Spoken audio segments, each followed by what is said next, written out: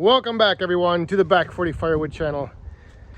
Hope you're all having a great day. It's another beautiful day here in west central Wisconsin, and today I want to talk to you and show you some of the features of the Wolfe Ridge log splitter that may be overlooked or not really mentioned, or I guess not really talked about when comparing different models and different kinds of splitters.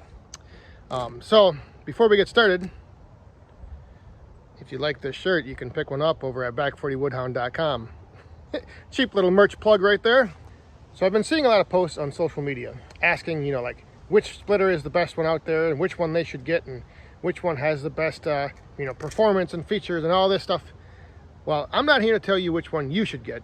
I'm just going to tell you some of the features that I've noticed in using the Wolfe Ridge log splitter that, like I said, sometimes don't really get mentioned or don't really get brought up. I mean, I'm not going to do like a review of, cycle time and, all that stuff, horsepower of the engine, flow rate of the pumps and all this technical stuff. I mean, while those features are important and those specs are something to keep in mind, I'm going to show you a few things that I've learned over the years and just some of the things that I've observed from watching other log splitters in action that kind of make the Wolfe Ridge stand out, and in my opinion, stand out in a way that makes it one of the better choices out there. So again, this doesn't have anything to do with whether it's a 22 ton, 28 ton, 35 ton, none of that stuff. This is just, basically there's three things I'm going to show you today that are kind of, like I said, just things sometimes that get easily overlooked and you don't really think about it until you're using it, and then you realize, oh, this is pretty nice. So I just gave the splitter a little bath here today, just washed her up a little bit and cleaned her off. But one of the first things I wanted to show you, and I'll kind of demonstrate each of these things. There's kind of three main things. But the one thing is having to do with the push plate and the log lift. So obviously a lot of these splitters nowadays come with a log lift, or it's an option you can add on, and they all have a push plate. So you will notice one thing I get asked a lot about, what's on that push plate, and that actually is part of the logo for Wolfe Ridge, as you can see right there. So they've taken part of their company logo and put it on their push plate, which is a cool little feature. But anyway, the point with the log lift and the push plate is I've seen other splitters where they have a huge push plate, and when you are using this and the push plate is all the way out, you're not able to reach over the top of it to grab your next piece of wood and roll it into place. The other thing is with the log lift, a lot of log lifts I've seen are kind of longer and don't really, I guess, in order for you to advance your furthest piece of wood, you almost have to have the log lift up and inclined and roll it down. But with the Wolfe Ridge, I'm going to show you right now how you can easily reach over and grab that last piece of wood. It's not too far out of reach, and you don't have to, you're not overreaching, and you're not having to deal with the huge push plate in the way. All right, so I've got the push plate about halfway out. This will simulate the fact that it's on its return after splitting one piece, and then I'll show you now how you can just reach over it and easily grab that next piece of wood.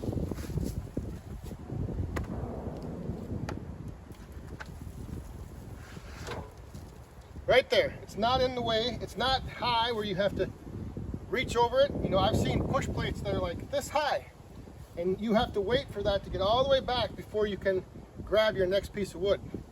Here, the push plate and the log lift allow you to grab that next piece of wood, roll it into place. When the plate is back, you're ready to go for your next piece.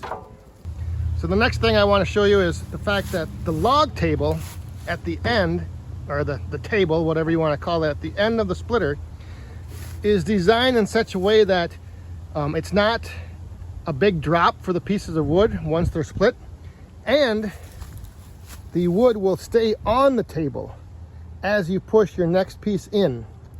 So what I mean by that is, I'm going to show you with the six-way.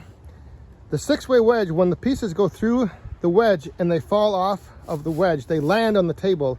They're not down on the ground. Now this is, you know, like I said, there's other splitters I've seen where the table is kind of down and back a little bit. So the pieces fall off from being split, but then they end up falling off the end of the table as well.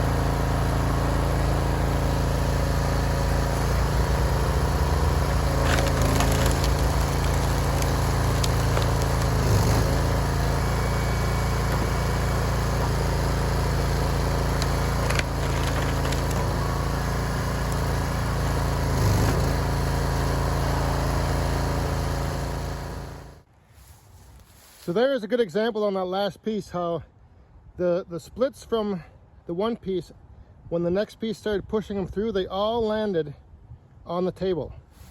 Now that's not going to happen every time, obviously, but if you were working with someone who was taking this wood away to stack it, all that wood now is off the ground, easy for them to get to, and you know, it's not falling on the ground. If you keep feeding pieces through, obviously this next piece now will push those pieces off and we'll drop them either, you know, like onto a pile or onto a conveyor. But for the most part, each time a new piece comes through, like off that 6-way, the pieces that are split, they end up remaining on the table. They don't drop down, you know, there's not a big drop from the splitter to the, or from the wedge to the table. There's not a huge drop. They just fall off and they end up staying there. They don't fall onto the ground. So the final thing I'll show you, and this is probably the biggest one for me, it has to deal with, well, I guess the type of wood that I'm splitting. I usually get all of my wood from either trees that I cut down, or I get a lot of wood from tree services that drop the wood off for me. Now, I know the big complaint with tree service wood is, well, you get what you pay for. If it's free, you're gonna get all kinds of snarly, you know, big, ugly pieces of wood. But it all burns. And being that I have an outdoor wood boiler, I will gladly take anything I can get. But even if I'm cutting trees down, you know, down on the farm or here on my property, like you never find, you know, the perfectly straight, nice firewood pole of wood. But for me, I get stuff like this. You know, now that's not the only part of the tree that I got. I got the rest of the tree as well from the tree service. Those are the cutoffs that I made from where, you know, the nice wood meets the ugly wood, the crotch pieces or what have you. So the advantage I found with the Wolfe Ridge is the main beam here that runs to the wedge. Whoa, little gust of wind blowing through here. It's a little windy today, so apologize for that. But so anyway, so with the main beam here running right into the wedge, what that allows you to do is take your pieces of wood and offset them to your wedge. I've seen other splitters that kind of have a built-in channel or a groove that the piece of wood will sit in, and it's kind of hard to maneuver if you want to, like, say, split off 1/3 of the piece or split the piece, you know, maybe not directly down the center. So that's one very nice thing I like with the Wolfe Ridge, is a nice big beam in the center there, the rail that the wood slides on and that the push plate moves on right to the wedge. There's no channel, there's no groove that's restricting where that block of wood can be when it hits the wedge. So now I will show you what I mean. I'll take a couple of these pieces, I'll put them up on there, and you'll see how, you know, I might split off, you know, one little chunk off the side and then the other side, or I might hit it right down the middle depending on how it looks. But either way, it gives me that flexibility to control where the wood is hitting the wedge.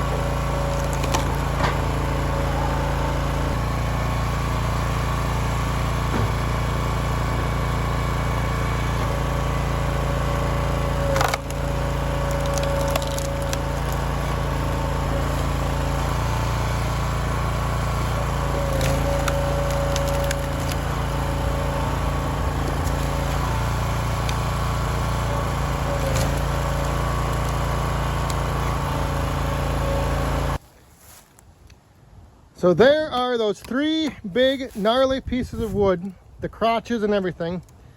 Here's all the wood that I got from those 3 pieces. So now when you take a look at that wood sitting there on the ground, it doesn't look so bad, does it?